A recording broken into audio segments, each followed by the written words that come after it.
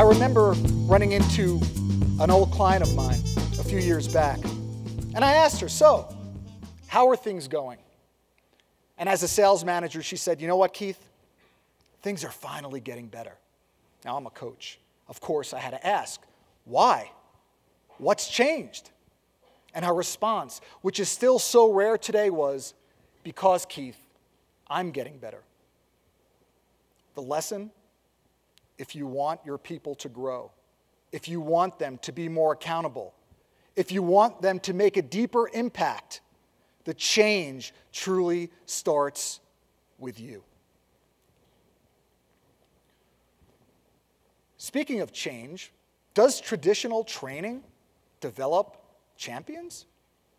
After all, if you send 10 salespeople to a sales training program and they graduate from the sales training and they're back out in the field, is every one of those salespeople performing at the same level? No. As a matter of fact, in all my years of doing this, I have never, ever seen that happen. So the question is why? Now, when I started my career 30 years ago, I did a lot of sales training. And of course, just like you want to deliver value and make the impact you can with your customers and your partners. And after I delivered my sales training, as a consummate salesperson myself, I would follow up with my customers about a month after to see the impact that it had. And I would continually hear the same story. Keith, you know how it is. Some people took what you shared with them and they ran with it.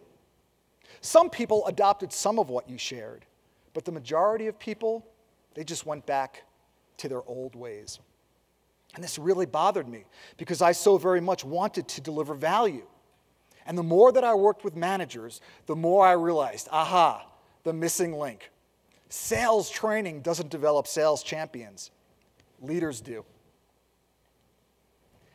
Any desired behavioral change cannot be sustained without coaching to make it stick. That is the missing link.